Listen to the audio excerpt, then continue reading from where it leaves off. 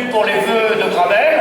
Avant de commencer les vœux, nous accueillons pour vous présenter une délégation du Conseil communal des enfants. Je donne la parole à Madame Zora Diroussi qui va vous les appeler et vous les présenter. Bonsoir. Donc pour représenter les enfants du Conseil communal, j'appelle Ethan Mamene Mongoso.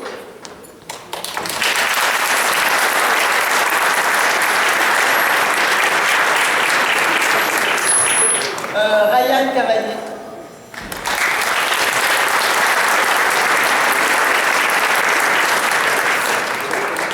Je vais vous citer les autres enfants qui n'ont pas pu venir ce soir, mais qui ne déméritent pas par leur travail. Bruce Fan, Andrea Borg, Camille Chevalier, Maëlys Bouchcarré, Charlotte Cucurou, Timothée Le Tullier, Samuel Prados, Maëva Papela.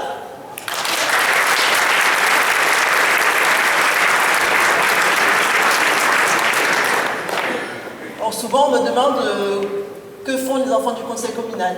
Alors sachez qu'à leurs actifs, ils ont des réalisations telles que le haut-vent qui est devant l'école, qui a été construit, qui a donné une deuxième vie au Boulhouse qui était sur la place de la maison commune, l'ancienne esplanade. Une autre réalisation telle que le City Stade, qui est Thomas Darmand. Ils ont également...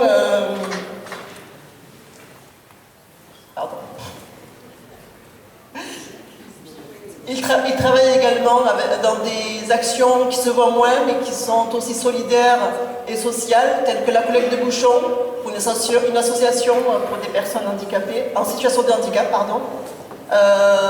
Dernièrement, ils ont réalisé une bourse de jouets dont la recette a été reversée à la coopérative de l'école. Voilà, donc pour ça on les applaudit. Ils sont très investis.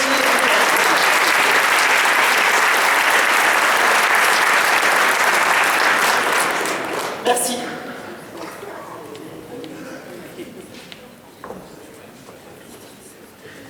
Merci beaucoup pour cette action citoyenne dès le plus jeune âge dans nos écoles. Et je vais commencer mon discours de vœux. Je voudrais demander aux deux conseillers municipaux qui vont s'insérer à l'intérieur du discours, Madame Mariette Coudray-Couder et Monsieur Renaud Lachenal, de se mettre à mes côtés. Tout simplement parce qu'un maire n'existe pas s'il n'y a pas une équipe avec lui, s'il n'y a pas une dynamique collective. Voilà, d'accord. Et donc,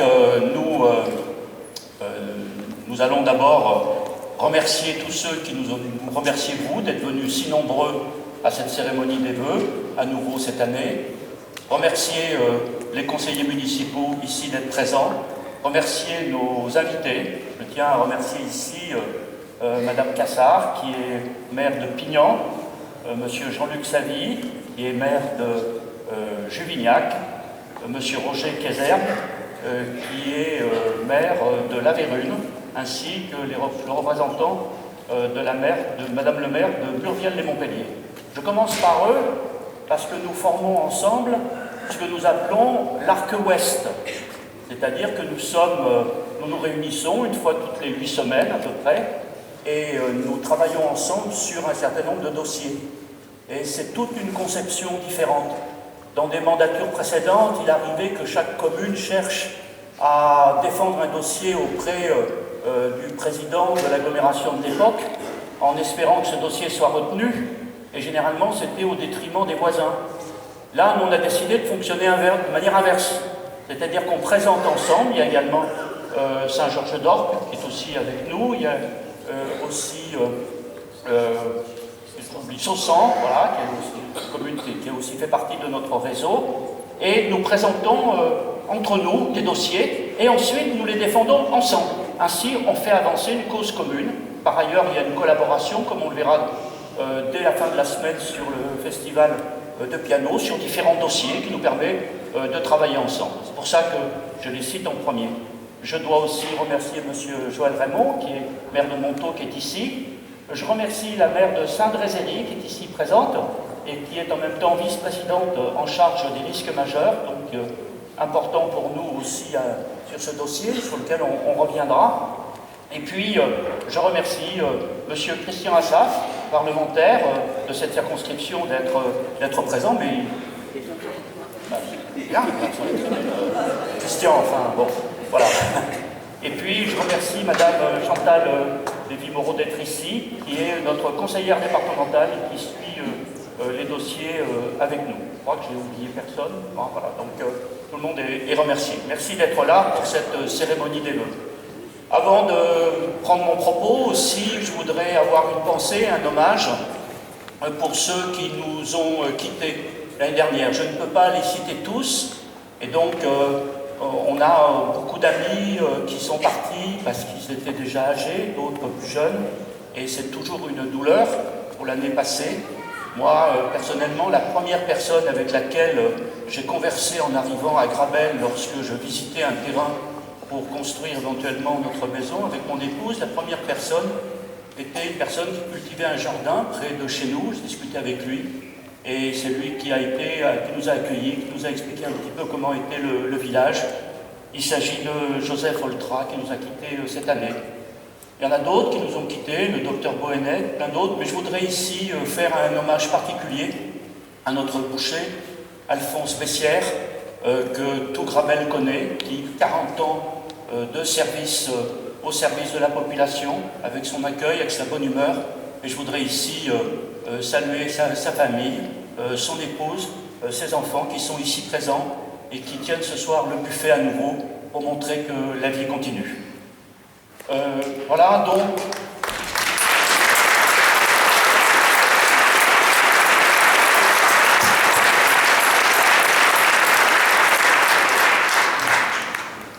« 2017, 2016, 2017. Quelques mots sur 2016, pour tracer en perspective ce que va être pour nous 2017. Ah, j'ai oublié un hommage. J'ai oublié un hommage. Nous pensons toujours à Grabel, à Hugo, qui est mort au Bataclan, et ses grands-parents, qui n'aura aucune manifestation municipale et qui sont ici présents ce soir. L'année 2016 a été aussi une année difficile pour notre pays, avec des attentats, des douleurs profondes, et à chaque fois à Grabel, nous pensons à Hugo. Donc, nous ne répandrons pas la psychose de la peur, parce que sinon, ils auraient gagné. Mais par contre, avec la gendarmerie ici présente, avec la police municipale, avec tous les citoyens, nous sommes mobilisés toujours pour défendre nos valeurs communes. Bienvenue à tous les deux.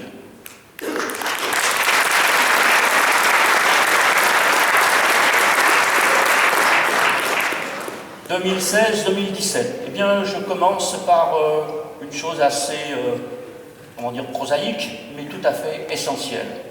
Pour nous, l'année 2016 a été une année de redressement financier. Et nous avons mené cette action, toute l'équipe, conduite entre autres par Thierry Gaufran, qui est adjoint aux finances, pour assurer le redressement financier de notre commune. Tout le monde a fait un effort. Comme vous le savez, les impôts de la commune sont maintenant au niveau moyen des impôts de communes de la même strate dans la métropole. Mais il a fallu faire cet effort-là. Et puis, au niveau du fonctionnement de notre collectivité, avec le soutien de tous les agents, que je tiens à féliciter dans ce domaine, nous avons fait le choix de ne pas toucher à un certain nombre de choses essentielles et de faire des économies sur des choses qui nous apparaissaient secondaires. Et les choses sur lesquelles nous avons fait des économies, c'est essentiellement sur le budget de la communication et sur le budget des festivités. En 3 ans, nous avons diminué ce budget de 40%. Vous n'avez plus vos 5 journaux municipaux dans votre boîte aux lettres par an, il n'y en a plus que 3. Nous avons optimisé le fonctionnement de la communication, notamment piloté par Madame Christine Galland, aidée de plusieurs autres, Monsieur Pachet et également Monsieur Gérard Parlant, pour essayer de développer des outils de communication entre nous par le biais des moyens modernes de communication qui nous sont beaucoup plus économes. Et ainsi, au niveau des festivités, nous avons également diminué nos dépenses d'une manière massive. Est-ce que cela a fait diminuer la dynamique de Grabel? En aucun cas. Nous continuons à avoir la même dynamique au niveau du sport, nous continuons à avoir la même dynamique au niveau des festivités, nous continuons à avoir la même dynamique au niveau de la culture. Sur le sport, piloté par Madame Galland, nous avons créé un véritable service du sport en liaison avec toutes les associations, et à Grabel, on continue à faire du foot, on continue à faire du hand, on continue à faire du tambourin, on continue à faire du tennis, toutes ces activités et plein d'autres que j'oublie sont toujours aussi dynamiques. Nous avons même avec nous ici dans la salle le champion des 100 km de Millau, qui est grabellois, à qui on pourrait donner la parole et qui pourrait nous expliquer comment le mode de vie à Grabel le dynamise. Bon, salut à toi. Voilà.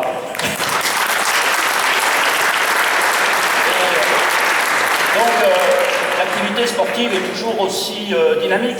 Les festivités, voilà, eh bien, la fête locale a gardé son caractère de fête locale familiale, où il n'y a jamais aucun incident. Je voudrais rendre hommage ici à la police municipale, à la gendarmerie, au comité des fêtes qui est ici présent, à tous ceux qui sont associés, les services municipaux aussi, qui font que les moments de fête et de festivités sont toujours aussi vivaces à Grabel, mais nous avons décidé collectivement de le faire avec moins de moyens. Voilà. De la même manière, le rendez-vous du marché, le samedi matin, est toujours le même. Et puis, vous croisez toujours la belle tignasse blanche de M. Jean-Pierre Divet, qui anime son petit monde autour du marché. Il réclame, si vous connaissiez son budget, je n'ose pas le dire tellement il est minuscule. Et donc, son principal levier, c'est l'huile de coude pour faire vivre ce grand moment de convivialité qui a lieu tous les samedis matins et qui a lieu à différents moments dans l'année avec d'autres rendez-vous importants sur le marché. Et notamment le fait qu'à partir de là, ils ont créé une véritable marque nationale où il est très demandé. M. Divet est demandé dans l'Isère, dans différents départements, pour qu'il présente la modalité d'un marché de circuit court. Et ainsi, il a créé avec l'INRA une marque. Ici, c'est local. Et puis, nous arrive parfois, lorsqu'on ouvre la télévision, de voir plus M. Jean-Pierre Divet que moi, et je m'en félicite.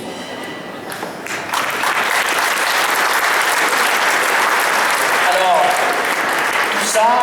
tout ça, nous le faisons avec les moyens du bord, et on y arrive, et surtout avec votre énergie, les uns et les autres, qui vous investissez de plus en plus dans les associations.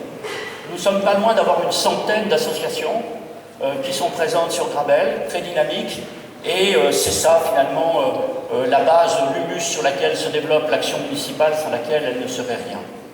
Par contre, il y a des dossiers sur lesquels on n'a pas décidé de faire d'économie, et on ne fera pas d'économie. Jusqu'au bout, on résistera sur ces dossiers. Tout ce qui est lié à la question scolaire d'abord. Oui, il y a à Grabel entre 1100 et 1200 enfants qui ont moins de 11 ans. Et donc nous avons décidé au niveau de l'enfance, depuis déjà de longues années, de faire un effort d'investissement, mais aussi un effort dans l'accueil personnalisé des enfants, dans toutes les activités périscolaires ou dans les activités fondamentales. C'est ainsi que la crèche est toujours aussi dynamique, à côté de la maison de la famille et de l'enfance, sur le quartier de la Valsière, qui a été, je vous le rappelle, le premier équipement installé à la Valsière, et on n'a pas fini d'en installer. Et de la même manière, nous soutenons la micro-crèche, nous soutenons, disons, toutes les activités d'accueil de la petite enfance. Pour une raison fondamentale, c'est que l'accueil collectif ou par le réseau des assistantes maternelles de la petite enfance est une des conditions essentielles pour permettre aux familles de s'organiser, et notamment aux femmes de pouvoir accéder à l'emploi. Il est ridicule de faire des grands discours sur les femmes et l'emploi et de ne rien faire pour l'accueil de la petite enfance. Donc nous continuerons cet effort, et au fur et à mesure que des enfants nouveaux arrivent, nous les accueillons. Sur Grabel, aujourd'hui, nous avons une moyenne depuis 3 ans de 130 naissances par an. Ouais, il y a 4 ans, c'était une centaine. Et contrairement à ce que disent certains, ils ne se concentrent pas sur le quartier de la Valsière, puisque si l'année dernière, la Valsière était un petit peu plus importante que le reste du village, cette année, c'était exactement l'inverse. Plus de naissances au village de la Valsière. Un village jeune, un village dynamique, un village qui se renouvelle, c'est des gages d'avenir et on ne peut qu'en s'en féliciter. Et je pense que tout le monde sera d'accord pour que nous concentrions nos efforts aussi sur l'enfance, l'accueil périscolaire, le centre de loisirs, l'espace jeunesse, en liaison avec les associations sportives, en liaison avec le monde culturel, parce que de ce point de vue, avec Madame Nancy Chavnussy, nous pilotons, et toute son équipe autour d'elle, nous pilotons notamment des initiatives culturelles de plus en plus importantes. Dès la fin de la semaine, je vous invite à suivre le festival de piano, mais une des caractéristiques de cette politique culturelle que conduit Nancy, c'est de faire que les activités culturelles ne se fassent jamais sans liaison avec les associations locales qui parfois portent, comme c'est le cas pour le festival de piano avec Musica Grabel, la manifestation elle-même avec notre soutien, et par ailleurs avec les écoles, qui fait que les écoles sont intégrées dans la vie culturelle du village, et c'est une chose tout à fait essentielle, parce que pour nous, la culture, ce n'est pas quelque chose qui est réservé à une élite, ça fait partie de la vie populaire, c'est les moyens par lesquels on s'élève, c'est les moyens par lesquels on s'émancipe, c'est les moyens par lesquels on devient plus humain, et je suis toujours profondément heureux de voir qu'à Grabel, il y a de plus en plus de gens qui font de la musique. On a même un luthier, on les voit se promener avec les instruments à travers le village, qui chantent, qui peignent, qui sculptent, qui participent à toutes les activités culturelles, parce que ça contribue à créer le dynamisme de ce village. Donc effectivement, au niveau de l'enfance, nous avons continué à faire un effort significatif. Enfin, autre secteur sur lequel nous avons décidé d'augmenter nos dotations financières, c'est toute l'action sociale municipale. Elle est pilotée par Nicole Soriot, et je vais demander d'ailleurs à tous ceux qui font partie de son équipe de venir un peu devant parce qu'ils ne sont pas assez connus. Voilà, Nicole Soriot, Madame Sophie Chalmé, voilà, Monsieur Bernard Fogg, et Célia arrive du travail, elle va nous rejoindre en cours de route. Alors c'est une action extrêmement importante. Je vous dis un peu ce qui est fait. Il y a le CCAS, bien sûr, dont le budget augmente, et dans le CCAS, à l'arrière de la mairie, vous avez une épicerie solidaire. Alors, cette épicerie solidaire, vous savez, elle donne la possibilité à des personnes qui sont éligibles par leur faible revenu à cette épicerie à avoir pendant 3 mois de la nourriture, mais également tout ce qui permet le soin du ménage et du corps, qui peuvent être pris à des prix extrêmement faibles parce qu'ils sont subventionnés. Nous poursuivrons cet effort. On s'est aperçu que ça permet à une famille de sortir d'une difficulté, de pouvoir aller un peu plus loin. Cela est piloté entre autres par Bernard Vogue, et je voudrais ici rendre hommage à la petite vingtaine de bénévoles qui, tous les mardis, qui sont ici très nombreux dans cette salle, 2 ou 3 sont grippés, se sont excusés, mais ils tiennent beaucoup à cette action, qui tous les mardis accueillent les personnes dans un cadre qui est un cadre solidaire, c'est-à-dire qu'il y a un petit coin pour prendre son café, où on peut finalement dire un peu les difficultés qu'on a, avoir un lien, et pas se retrouver souvent dans la situation difficile d'être derrière un bureau où quelqu'un vous écoute, où c'est toujours difficile. Et d'avoir créé ce cadre de convivialité dynamise tout le reste de l'action sociale. Il y a une deuxième action qui est menée, c'est Célia Erlich qui la pilote. Ça concerne notamment toutes les personnes en situation de handicap. Alors nous avons une tradition depuis 2008 d'une commission à ce sujet qu'on a appelée commission accessibilité, qui se réunit toujours, qui est toujours vivace et qui est amenée à étudier toutes les questions de voirie, d'accessibilité dans les lieux publics, voire dans les lieux privés. Aujourd'hui, ça va beaucoup plus loin puisque cette commission a décidé de réfléchir à la façon d'accompagner les personnes en situation de handicap dans tous les aspects de la vie. Handicap et logement, handicap et école, handicap et sport. Et de voir comment ça se relie à toutes les autres délégations qui sont dans cette municipalité pour permettre ce travail en commun. Donc ce travail mené par cette commission est important. Enfin, je voudrais, avant d'abord de laisser la parole sur un point qui nous importe, qu'on a décidé collectivement de vous exposer par une autre voie que la mienne, je voudrais dire un mot sur la délégation que pilote Madame Chalmé, qui concerne le logement social. Alors, nous n'avons aucune honte. Vive le logement social. Vive le logement social. Oui, nous avions hérité de 108 logements sociaux en 2008. À l'heure où je vous parle, il y en a, avec les foyers, 460. 460. Et dans ces logements sociaux, la majorité de ceux qui ont obtenu ces logements sociaux sont des gens qui étaient à Grabel dans des conditions de logement difficiles. Et il y en a plusieurs ici dans cette salle. Donc je suis fier, et nous sommes tous fiers d'avoir réalisé cela. Parce que par là même, nous réglons un problème fondamental, que chacun ait un toit. Et nous allons continuer. 46 seront livrés cette année, 37 l'année suivante, une quarantaine l'année suivante. Et nous finirons, non, nous ne pourrons pas atteindre les 20 ou les 25%, parce que nous avons démarré à 3%. Mais déjà, le fait d'être à 13-14%, c'est extrêmement important. Et quand on voit des familles grabelloises qui découvrent d'un seul coup, confrontées à la précarité, à la pauvreté, aux difficultés de la vie, et qui surmontent leurs difficultés pour venir jusqu'à la mairie, et qui obtiennent ces logements, nous leur donnons les moyens de redémarrer et de fonder une famille dans des conditions décentes. D'ailleurs, à ce sujet, j'ai eu la préfecture cet après-midi. Vous savez que va être déclenchée à partir de demain, pendant 3 jours, la situation de grand froid qui nous donne certaines obligations collectives. Alors nous allons mettre en place avec le CCRS et avec la police municipale le même dispositif que nous mettons en place chaque été, qui s'appelle le dispositif canicule. Mais nous, à Grabel, on a décidé de l'appliquer tout l'été, qui permet de visiter les personnes les plus isolées, les plus en difficulté.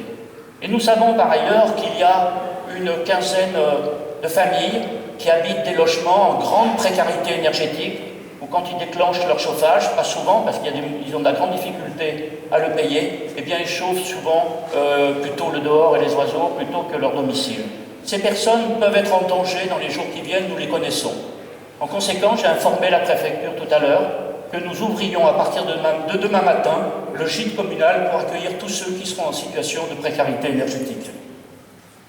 Donc voilà, ça c'est l'action pour le logement social. Et puis nous avons pris l'initiative, il y a 2 ans et demi maintenant, 3 ans même, 3 ans, voilà, de mettre au point un service emploi.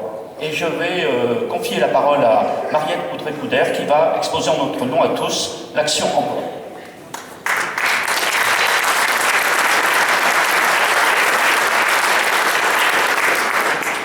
Merci Monsieur le maire de me donner l'occasion de dire quelques mots sur l'action qui est menée dans la commune à destination des personnes en recherche d'emploi.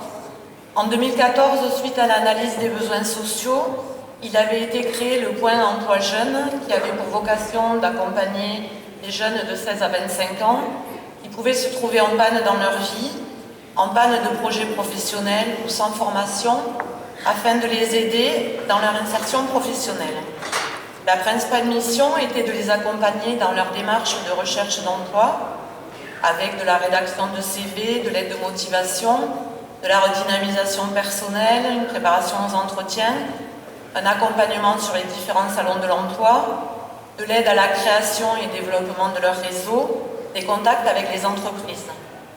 En 2015, on a étendu ce service à toutes les personnes en recherche d'emploi, quel que soit leur âge sur la commune, avec les mêmes missions. Aujourd'hui, on peut dresser un bilan intermédiaire, on va dire, au bout de 3 années de fonctionnement. Ce sont 160 personnes qui ont pu être accompagnées, suivies, motivées, remotivées, 65 jeunes et 95 personnes âgées de plus de 26 ans. Sur ce nombre, 100 ont trouvé une issue favorable à leur situation, que ce soit avec un retour vers l'emploi ou que ce soit en reprenant un cursus de formation, parfois interrompu trop tôt.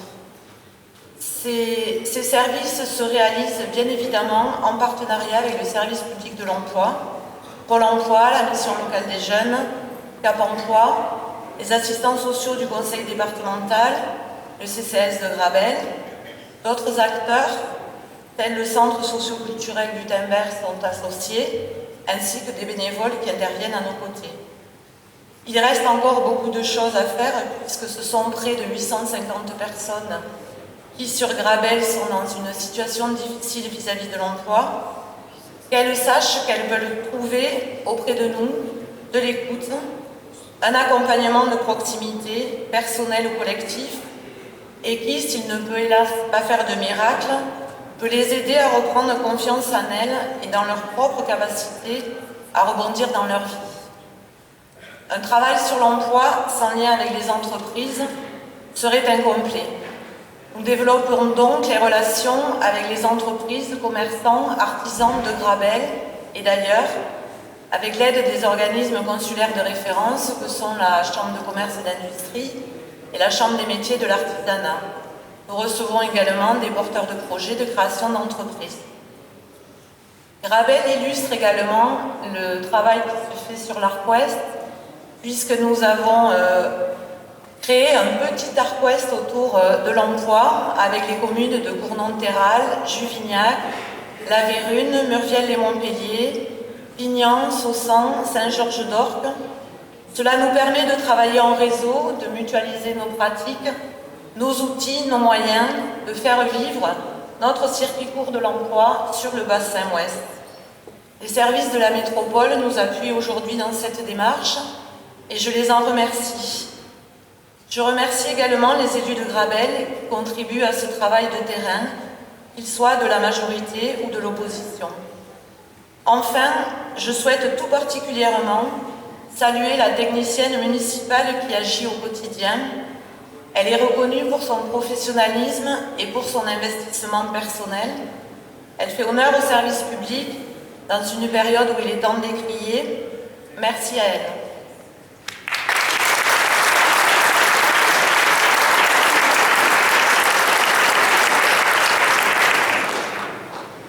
Merci beaucoup Mariette. Mais la modernisation de Grabel, c'est pas seulement tous ces services municipaux qui sont au contact quotidien de la population. C'est aussi des équipements. Et on a voulu cette année commencer par les services avant les équipements, parce que les hommes qui, à travers les équipements, font vivre le service public communal sont plus importants. Mais la modernisation de Grabel, engagée depuis 9 ans maintenant, va se poursuivre. Ayant rétabli nos finances municipales, avec un excédent de fin d'année de près de 500 000 € que nous allons mettre dans la construction de l'école de la Valsière, nous avons désormais les moyens de poursuivre notre marche en avant.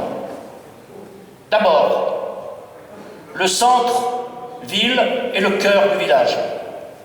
Cette dialectique entre le centre-ville et le cœur du village que je vous avais exposée l'année dernière et qui provoque l'évolution majeure de l'organisation de notre espace commun se poursuit. En 2015, nous avons livré la maison commune. En 2016, elle a trouvé ses marques. Tous les services y fonctionnent. Le centre socio-culturel Gutenberg, le CCAS, les associations qui se saisissent massivement des salles mutualisées. L'esplanade est installée et nous allons poursuivre ce travail. Mais pendant que nous faisions ça, nous honorions notre engagement qui consistait à faire vivre le cœur du village, la partie ancienne du village, et de lui redonner un certain lustre.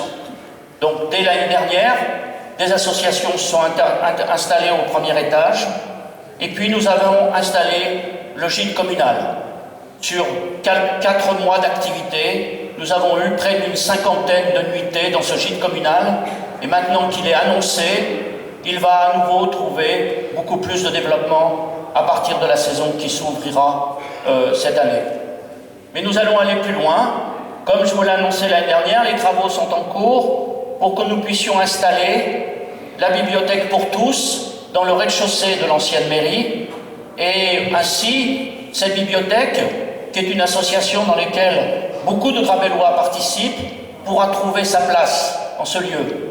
En même temps, nous avons passé un partenariat avec la métropole, suivant en ce sens l'exemple de Sainte-Rézéry, voilà, de faire qu'il y ait un partenariat entre la bibliothèque, entre la municipalité et la métropole, et toute personne qui adhérera à la bibliothèque pour tous sera automatiquement dans le réseau des médiathèques de la métropole, qui prouve la façon dont on peut construire de manière fort utile une métropole douce, en proximité avec le service des agents, comme nous avons fait le guichet unique à la maison commune. Eh bien, nous organisons ce type de partenariat.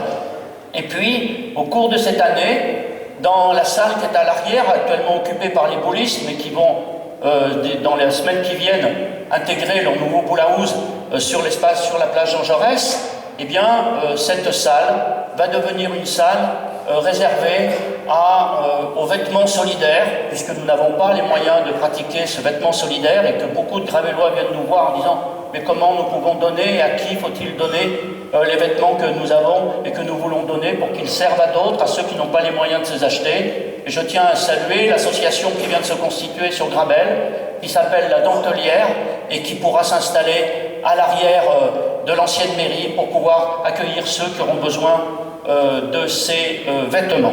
Ainsi, les opérateurs privés et que nous ne sommes pas directement concernés, nous les accompagnons pour faire que demain, on ait enfin au centre de Grabel un centre commercial digne de ce nom. Voilà, donc ça c'est pour le centre et le cœur. Naturellement, notre dossier principal consiste à lancer dans les semaines qui viennent, les travaux de l'école de la Valsière vont se lancer pour la création d'une école à dominante maternelle. Et nous avons aujourd'hui sollicité le soutien finalement de tous les acteurs. La métropole a acté son soutien sur toutes les voiries extérieures. Le conseil départemental a instruit le projet, ainsi que le conseil régional.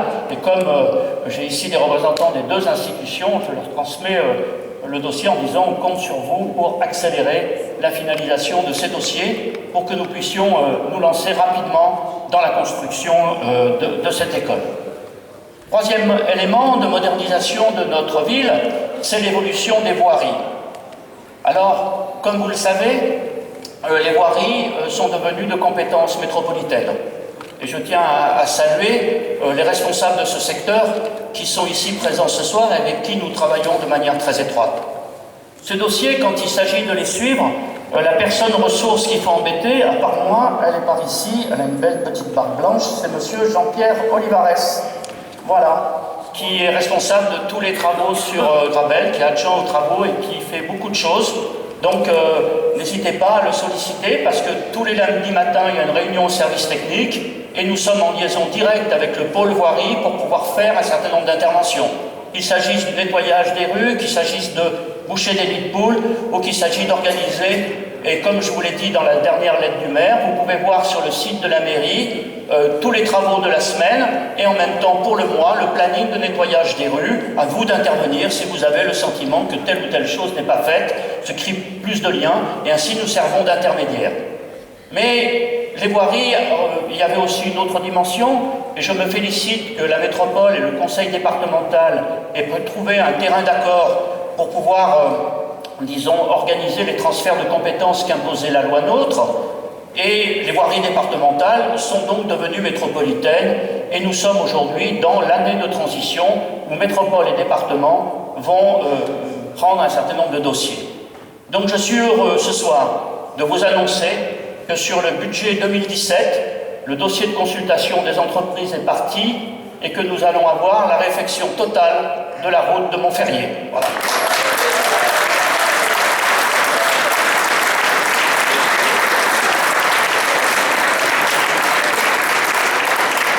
Vous voyez à quel point ce dossier est attendu par les Gravellois et donc nous allons suivre ça de près et vous serez informés régulièrement et je tiens ici à saluer l'action de l'association Le Carme qui nous a beaucoup aidé pour faire avancer ce dossier ces dernières années, promis depuis 2011, je vous le rappelle. Donc voilà un point d'avancée important. Et donc les voiries de Grabel s'améliorent et se perfectionnent jour après jour. Nous avons refait la rue de la Treille et la métropole a programmé pour la fin du semestre 2017 la réfection complète de la rue du Grand Champ, le long de la pharmacie, avec un trottoir, avec tout ce qui sera nécessaire à ce moment-là.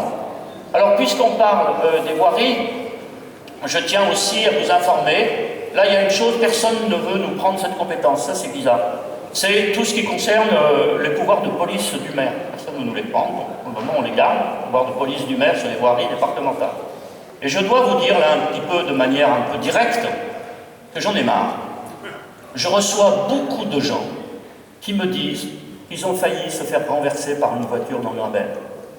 Je reçois beaucoup de mamans qui me disent de ne pas pouvoir passer avec leurs poussettes sur les trottoirs. Je reçois beaucoup de personnes handicapées qui en ont marre de se faire frôler par les voitures qui passent à toute vitesse. Vraiment, j'en ai marre. Donc, je vous annonce quelque chose. À partir partir du 1er mars, on va faire de la pédagogie en janvier-février, comme on dit dans la communication politique. Faire de la pédagogie. Et à partir du 1er mars, on ne fait plus de pédagogie. Toute voiture qui sera garée sur un trottoir, sur une voie réservée aux piétons, aux personnes handicapées, sera verbalisée. La police municipale va appliquer ça, parce que ça suffit. L'objectif qui est le nôtre, c'est de protéger les plus fragiles. Ça, c'est la première mesure.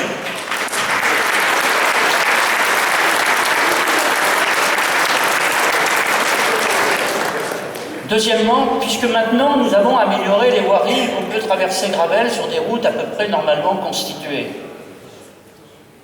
Nous, lorsque la gendarmerie fait des contrôles inopinés de vitesse, il y a beaucoup de gens qui sont au-dessus déjà des vitesses existantes.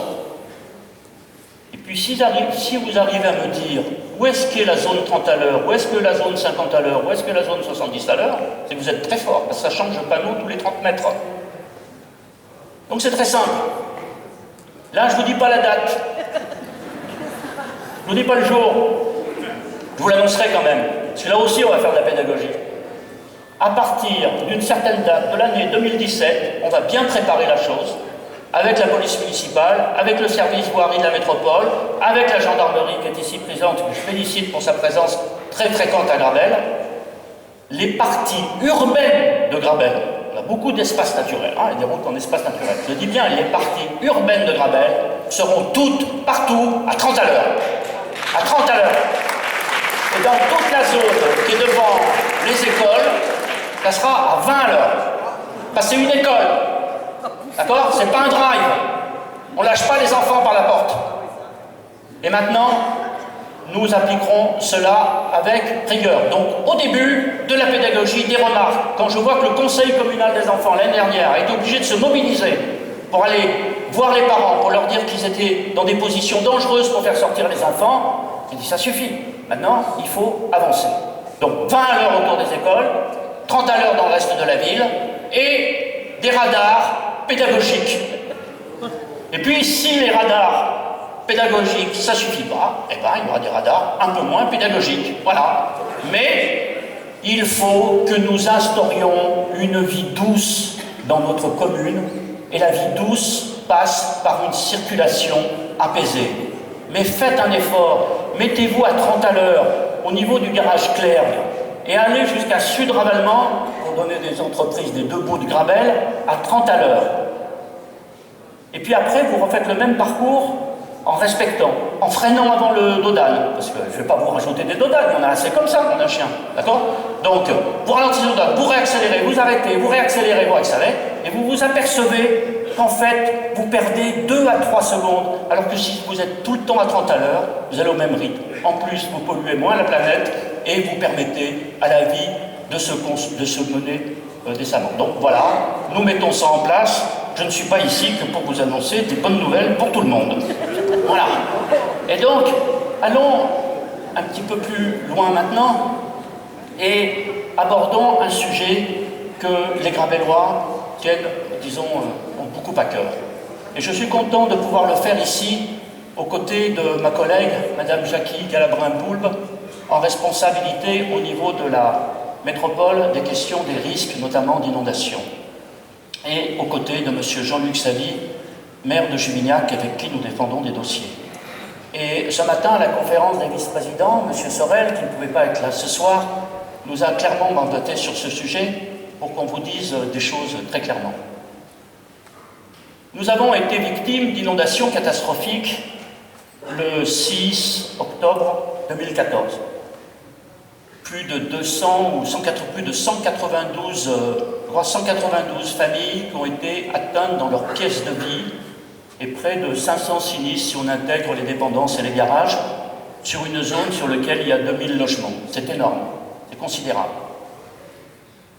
Donc nous sommes mobilisés, citoyens, communes, nous sommes tous mobilisés et dans ce domaine, il faut être solidaire. Première chose que nous avons faite, avec M. Olivares et M. Jean-Louis Pagès, où il se cache là, le voilà, nous avons mis au point un système de sécurité civile absolument précis, avec la téléalerte, avec la possibilité de mobiliser une réserve communale.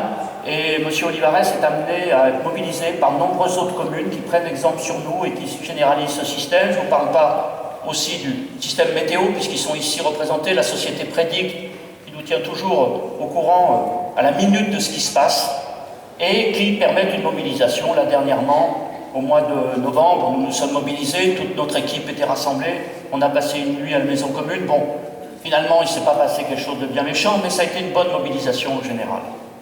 Donc, naturellement, nous ne réclamons pas que les choses se produisent mal, mais nous avons pris les dispositions de sécurité civile. Par ailleurs, nous avons investi en 2015 près d'1 million d'euros, sur lesquels nous avons obtenu 250 000 euros de subventions, dans la réfection des voiries, dans le système pluvial et dans la réparation d'inondations. Et on voit que ce système de voirie, par exemple, si vous êtes sur la rue de la Treille et la place Jean Jaurès en face de la maison commune, mais vous ne savez pas que dessous, il y a un énorme tuyau qui ramasse toutes les eaux qui viennent généralement de la colline et qui autrefois nous inondaient et qui maintenant passent dans cette canalisation. Ça, c'est des choses qui ont été faites. Mais naturellement, c'était des choses nécessaires, mais ce n'était pas des choses suffisantes. Il fallait que nous mettions au point un système de protection, et c'est ce que nous avons initié avec la métropole, avec Jackie, avec Jean-Luc, initié ce qu'on appelle le fameux avenant au PAPI 2. PAPI, ça veut dire Programme d'action de prévention des inondations. Dans le PAPI 2, qui n'était pas encore signé, Grabel et Juvignac n'étaient pas prévus. Eh bien, c'était inadmissible, ce n'est pas prévu. Et donc, nous avons décidé de réparer cette chose, et un dossier a été instruit sur la base d'une étude pour un investissement tout à fait considérable dans ces périodes de pénurie budgétaire, n'est-ce pas, monsieur le parlementaire? C'est tout à fait significatif que nous ayons pu obtenir un tel financement, avec également le soutien de la région, puisque c'est la région qui est signataire également de ce document.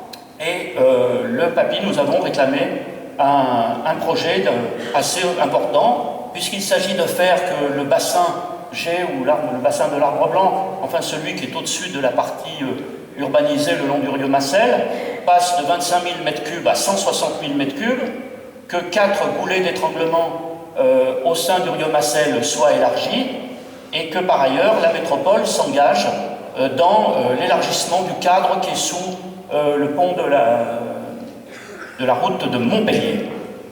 Ben, ces choses viennent, et je vous l'annonce ce soir, viennent d'être validées par la commission mixte inondation nationale. On a reçu la validation vendredi dernier, donc les choses peuvent aujourd'hui démarrer.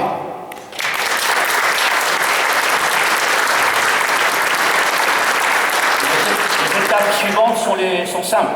Il faut que d'ici fin février, le conseil départemental et le conseil régional délibèrent pour que ça soit engagé. Et puis, à partir du mois de mars, on lance les études.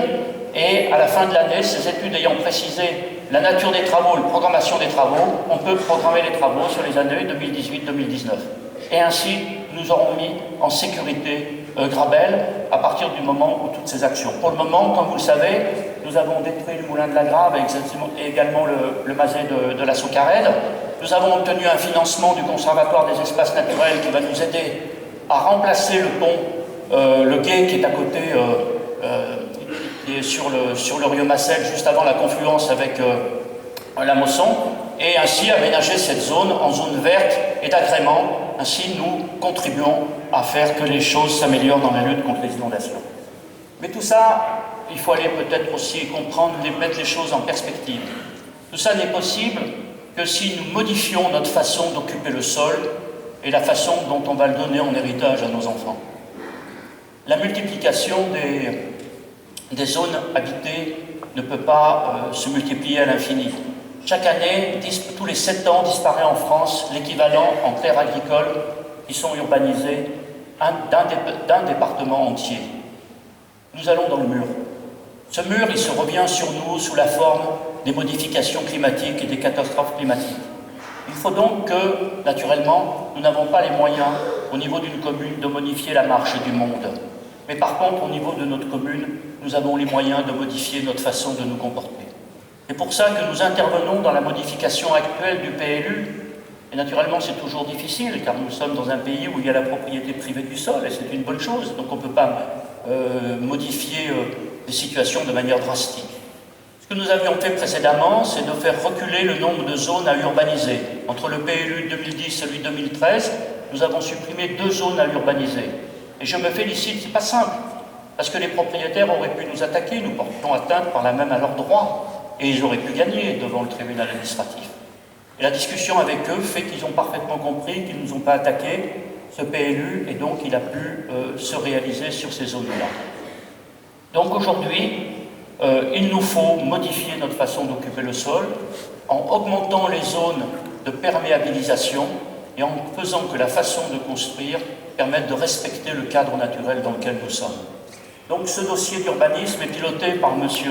Bruno Flachet, voilà, comme les hommes sont derrière, on les voit moins bien, voilà, par M. Bruno Flachet, qui est adjoint à l'urbanisme et que vous pouvez suivre et qui va piloter toute cette action pour essayer de, sur le long terme, nous donner les moyens de maîtriser notre façon d'habiter, d'urbaniser.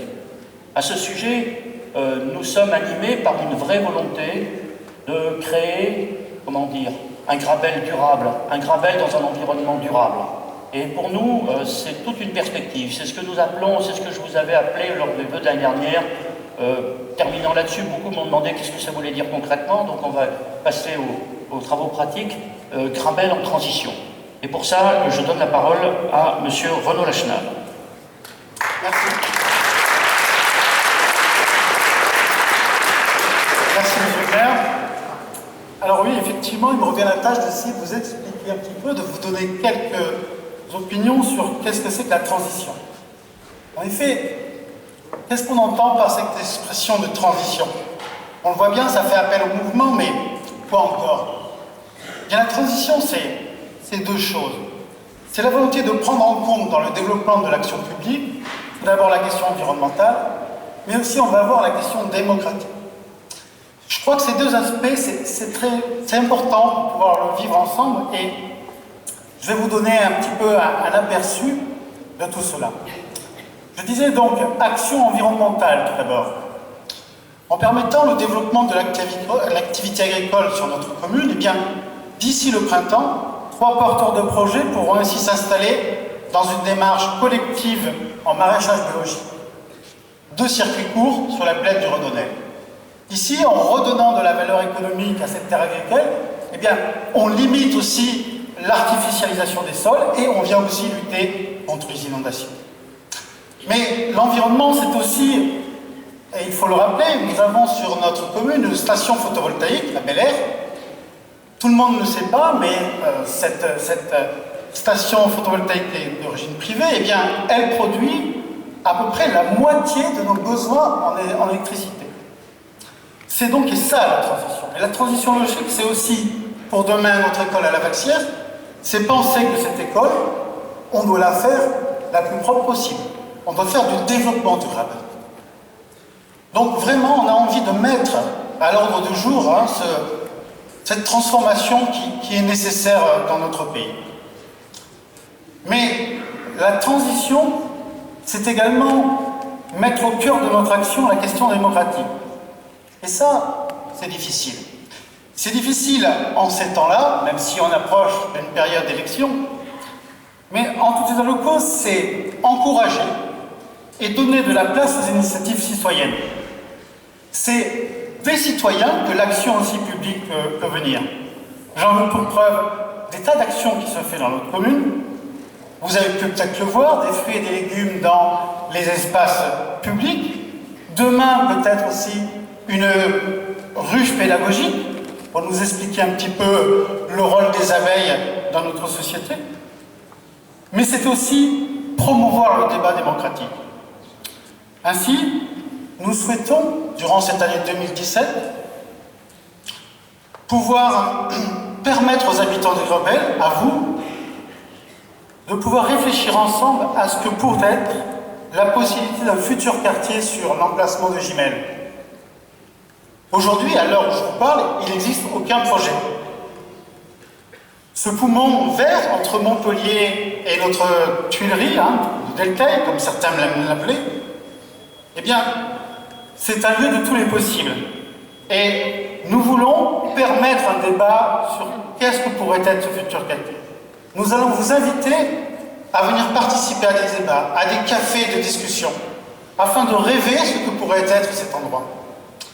Et à l'issue de cette concertation, nous nous engagerons à défendre le projet que les Grabelois auront pu rêver sur futur quartier. Voilà, je veux être bref sur cette question de transition, mais vous pouvez commencer à voir que ce n'est pas un vain mot. Retenez cette expression et regardez autour de vous. Il y a énormément d'initiatives citoyennes, individuelles, collectives qui se font sur Grabel, et notre tissu associatif est là pour le prouver. Merci.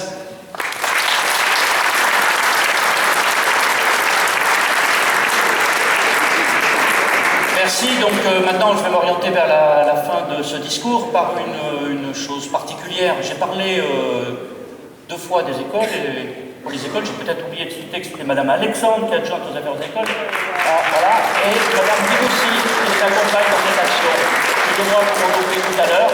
Mais je reviens sur les écoles, parce que les écoles ont initié, il y a longtemps, en 2004, un partenariat avec des écoles d'un village africain. Le village africain, c'est à Balak.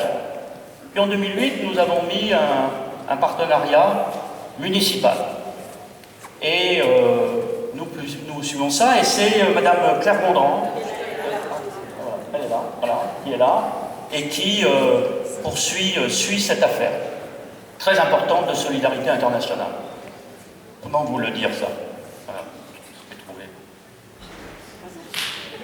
1 euro. Chaque année, par an, vous donnez une somme considérable, vous, Grabellois, 1 euro. Vous donnez 1 euro aux enfants d'Abalak. Qu'est-ce qui est fait de 7 euros annuels, hein? Des puits pour, à côté de l'école, permettre aux gens d'avoir accès à l'eau. Et également l'achat d'une chèvre. Et d'ailleurs, la première chèvre qui a été achetée, ils ont décidé de l'appeler Grabella. Voilà. Alors je vous informe que Grabella va très bien. Elle n'est pas partie au moment des inondations qu'on a eues en août à Abalak, car Abalak pendant 4 ans n'a pas eu une goutte de pluie, et brutalement au mois d'août, des inondations qui ont été meurtrières, qui ont détruit une partie du cheptel, et nous nous sommes mobilisés avec essentiellement des contributions privées que je félicite particulièrement tous ces contributeurs privés. C'est plusieurs milliers d'euros qui ont pu être envoyés pour réparer ces dégâts. Quel est l'avantage de faire un puits? Ce n'est pas simplement de donner l'accès à l'eau, c'est de permettre de développer la scolarisation, qui fait que la scolarisation des garçons est passée dans son village de 30% à près de 90%, et celle des filles a franchi les 70%. C'est une modification considérable. Alors on me dit, oui, mais est-ce qu'il ne faudrait pas d'abord s'occuper des gens de Grabel? Mais d'abord on s'en occupe des gens de Grabel, puisque j'ai commencé par ça. D'accord? Et puis, il s'agit de générosité, certes, d'humanisme, mais il s'agit aussi d'intérêt bien compris. On ne peut pas reprocher aux gens de venir chez nous si on les empêche de vivre normalement chez eux. Et cela s'appelle la coopération internationale. Donc, voilà, c'est une action. Je m'excuse pour tous les points que je n'ai pas abordés et je m'oriente vers la conclusion de cette présentation. D'abord par un petit mot personnel me concernant. J'ai vu que, d'abord on m'a dit qu'il y avait des rumeurs, et ensuite j'ai vu dans l'anonymat des réseaux sociaux, il paraît que je suis très malade. Alors, d'où vient cette affaire? J'ai interrogé ma femme, mon médecin, il dit non, vous n'êtes pas très malade, voilà, cette affaire. Oh, je connais, on répand une rumeur, puis après on dit il n'y a pas de fumée sans feu, et ça permet de commencer. Alors moi je me suis dit tout de suite, on va dire les choses. Il y a 2 ans, je vous avais informé, dans le cadre d'une transparence, que j'étais atteint d'une affection oculaire qui diminuait ma capacité à voir ceux qui sont au fond là-bas. C'est là, voilà, c'était l'honnêteté. Depuis, cette affection oculaire évolue très très lentement, tout va bien, et tout le reste va très très bien. Ben, je suis équipé, hein, comme ma collègue, là, enfin, j'ai ma petite loupe. Oui, quand j'ai un problème, je me balade avec ma petite loupe. D'ailleurs, les gens de différentes institutions me voient avec des instruments. On continue. On est très bien équipés aujourd'hui. Je suis navré de décevoir les colporteurs de cette rumeur. Tout le reste va très bien.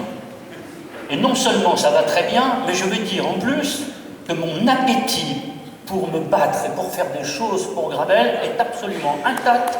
Et j'espère pouvoir développer cet appétit encore de longues années. Bien. Alors maintenant, fallait bien que je fasse plus de points ici, je suis sûr comme ça, on est connu. Voilà. Donc, et je voudrais, disons, terminer en vous disant une chose très simple. Merci. Merci, et mes collègues maires qui sont ici le savent. C'est important. Le mandat de maire est une chose absolument extraordinaire. Et c'est même monsieur le député qui me l'a dit il y a 1 an, quand on s'est rencontrés. Il m'a dit qu'il était jaloux, qu'il aimerait être maire. C'est beaucoup plus, on a un contact avec la population d'une autre nature. Hein. Je rappelle, expliquer ça. Donc, et c'est extraordinaire, parce qu'on voit tous les problèmes, on rencontre tous les problèmes, et on cherche à les régler. D'ailleurs, les gens ne vous demandent pas de les régler, parce qu'ils savent bien que la société nous limite en moyens, mais ils nous demandent de les accompagner dans la façon de les régler. Et je trouve que mutuellement on se transforme. D'ailleurs, c'est la seule manière d'évoluer. C'est dans le service des autres qu'on se modifie soi-même. Et si tout le monde se met au service des autres, on se modifie tous et l'humanité progresse. C'est ce type d'action qui nous fait aller de l'avant.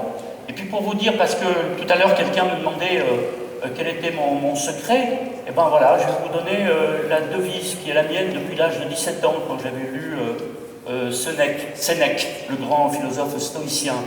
Et j'ai gardé ça comme formule que je répète régulièrement, voilà, à tout le monde.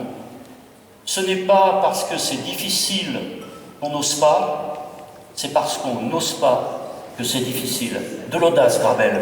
Vive Gravelle, vive la République.